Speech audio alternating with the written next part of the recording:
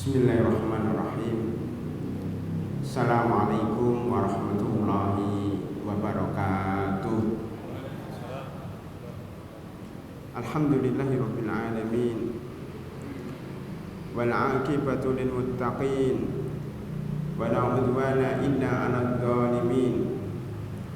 Asyhadu an la ilaha illallah wahdahu la syarika lahu dzalika rabbul alamin. Wa asyhadu anna Muhammadan 'abduhu wa rasuluh arsalahu lahu bil huda wa dinil haqqi rahmatan lil alamin. Wassalatu wassalamu ala asyrafil anbiya'i wal mursalin wa ala alihi wa sahbihi wattabi'ina lahum bi ihsanin ila yaumiddin. Tsumma amma ba'd.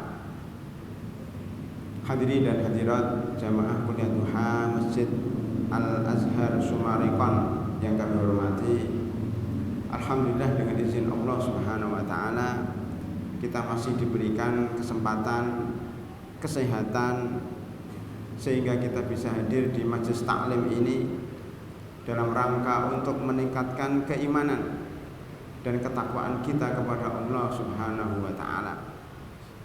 Karena iman dan takwa harus terus kita jaga dengan selalu menambah ilmu.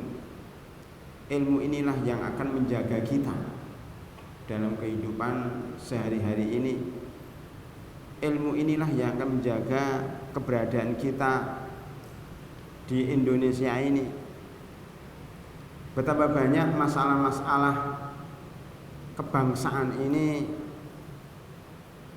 runtuh atau masalah menjadi pelik karena sikap orang-orang yang tidak punya ilmu. Bukankah kekalahan umat Islam dalam bidang politik dan ekonomi salah satu sebabnya karena umat Islam tidak punya ilmu? Tidak punya ilmu tentang politik, tidak punya ilmu tentang Islam, bagaimana cara memilih pemimpin yang benar, bagaimana sikap kita terhadap pemimpin yang zalim, sikap kita terhadap pemimpin yang kafir. Baru saja tadi disebutkan bagaimana sikap seorang muslim menghadapi permasalahan-permasalahan dalam kehidupan dunia ini. Orang Islam adalah orang yang baik, orang yang sopan, yang santun, yang kalem. Itu tabiat umat Islam seperti itu. Tetapi kalau umat Islam diusik ketenangannya, diusik kehidupannya, maka umat Islam akan melawan.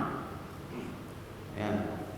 Jadi Islam itu agama rahmatan lil alamin, agama kasih sayang, tetapi juga agama perjuangan, agama jihad fisabilillah, jihad di jalan Allah. Jadi Islam itu bisa damai, bisa senyum, tapi bisa marah, bisa perang. Itu Islam. Makanya jangan coba-coba ya, orang-orang di luar Islam untuk mengganggu dan mengusik ketenangan umat Islam.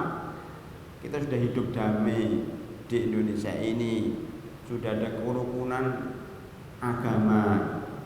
Kita rukun ya, walaupun beda agamanya, kita toleransi, kita menghormati tetangga, menghormati agama lain. Tetapi kalau mereka tidak menghormati umat Islam, mereka mengintimidasi umat Islam, minoritas ya menguasai mayoritas dan mendolimi, melecehkan, menghina, maka suatu ketika umat Islam itu akan bangkit. Kesabarannya pun mungkin juga ada batasnya ya. Tetapi walaupun demikian para hadirin dan hadir rahimakumullah, kita tetap ya selama ini tetap harus sabar dulu ya, terus menerus menuntut ilmu. Sama aja kalau kita marah-marah, kita emosi tanpa ilmu juga akan salah juga ya, akan sesat juga. Maka Islam ini bukan agama marah-marah, bukan agama yang emosional, tetapi Islam adalah agama yang berdasarkan dan berlandaskan ilmu pengetahuan, ya, akhlak yang mulia. Segala tindak tanduknya harus diperhitungkan matang-matang supaya tidak terjerat dalam jebakan-jebakan musuh. Ya, seringnya umat Islam diprovokasi, jangan terprovokasi. Itu perjuangan umat Islam masih panjang. Ya, harus sabar, sumbunya harus panjang, jangan sumbunya pendek, cepat meledak. Hadirin rahimakumullah. Karena itu fungsi daripada pengajian ini adalah menimba ilmu dan menguatkan akidah, menguatkan keimanan kita sehingga kita bisa menghadapi segala problematika hidup ini dengan benar. Hadirin dan hadirin rahimakumullah, banyak kasus yang menimpa umat Islam, ya, masalah politik, ekonomi, masalah keluarga, masalah warisan, ya, masalah-masalah yang lain.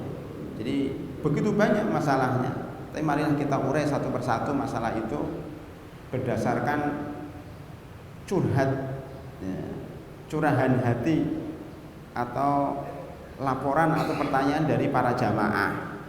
Ya, tentunya sangat banyak sekali pertanyaan-pertanyaan dan laporan-laporan baik melalui SMS, WA, email dan sebagainya. Tetapi saya ingin mulai dari firman Allah Subhanahu wa taala dalam surat An-Nisa ayat 4.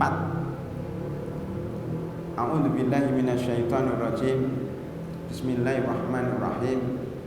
Wa atun nisaa shaduqatihinna nihlah.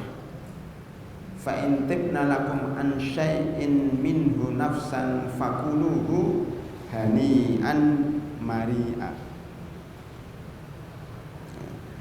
Dan berikan kepada perempuan-perempuan itu mahar mereka shaduqatihinna nihlah sebagai bentuk pemberian yang wajib. Jika mereka merelakan sedikit dari mahar itu kepada kalian wahai para suami, maka makanlah mahar itu dengan senang hati. Makanlah mahar yang diberikan kembali dari istri kalian dengan sesuatu yang menyenangkan, artinya hani, ya. Makan sesuatu yang enak, ya. Mari hani'an mari'a, yang halal, thayyibah, enak, tidak ada ganjalan dalam hati, kan sudah direlakan oleh istri kita. Jadi sebelum kita bicara masalah lebih besar, masalah politik, ya, dan masalah ekonomi, marilah kita perbaiki keluarga kita dulu.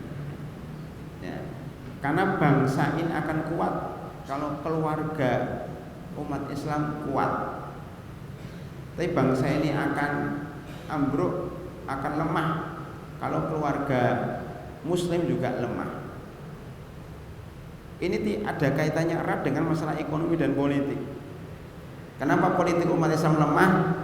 Urusan perut, ya, karena urusan perut, ya kan?